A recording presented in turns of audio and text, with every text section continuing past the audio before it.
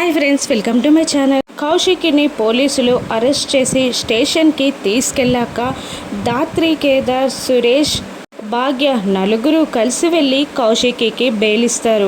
Lawyer ఆ police ఆఫీసర్తో ఇలా చెప్తూ ఉంటాడు, కౌశికి మేడంకి బెయిల్ పేపర్స్ రెడీ చేసి తీసుకొచ్చాం అని అనగానే అలాగే అంటూ బెయిల్ మీద కౌశికిని విడుదల చేస్తూ కౌశికితో సైన్ తీసుకుంటాడు. ఇక ఆ తర్వాత స్టేషన్ బయటికి వచ్చాక దాత్రి, కేదార్, కౌశికి, భాగ్య, సురేష్ నలుగురు మాట్లాడుకుంటూ ఉంటారు. ఇక దాత్రి ఇలా అడుగుతూ ఉంటుంది భాగ్యని, అన్నయ్య, భాగ్య, మీ ఇద్దరికి ఎవరి మీదైనా అనుమానం ఉందా? మామయ్య గారికి ప్రమాదం ఉందని మీకు ముందే తెలుసా? మామయ్య గారిని చంపే అవసరం ఎవరికైనా ఉందా అని దాత్రి అడుగుతుండగా ఇక భాగ్య ఇలా అంటుంటుంది, భూపతి మామయ్యకి నాన్నగారికైతే గొడవలు ఉండేవి. నిన్న మార్నింగ్ మీరు చూశారు కదా, నాన్నగారిని చంపేస్తానని కూడా బెదిరించారు అని భాగ్య అంటుండగా ఆ రోజు భూపతి మాటలని దాత్రి గుర్తు తెచ్చుకుంటూ ఉంటుంది. ఇక ఆ కేసుని ఇన్వెస్టిగేషన్ చేయడం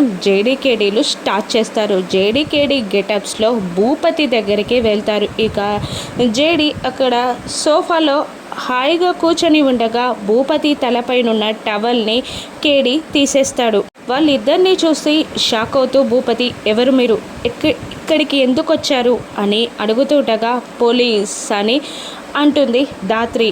పోలీస్ అన్న మాట వినగానే భూపతి చాలా షాక్ అవుతూ ఉంటాడు. ఏంటి పోలీసులను చూసి అంతలా భయపడుతున్నావు అని అంటూ ఉండగా నాకేం భయం లేదు అని బుకాయిస్తూ ఉంటాడు భూపతి. మళ్ళీ జేడి ఇలా అడుగుతూ ఉంటుంది, ఏం లేదు, పరందామయ్య గారిని నువ్వు ఎందుకు చంపావో తెలుసుకొని వెళ్దాం వచ్చాను అని జేడి అనగానే ఇక వణికిపోతూ ఉంటాడు భూపతి. ఇంతకీ పరందామయ్యని చంపింది భూపతియేనా లేదా విగ్రహం కోసం కమలాకర్ ఈ నేరం ఏమైనా చేశాడా? రాను ఎపిసోడ్స్లో చూద్దాం. Thank you for watching.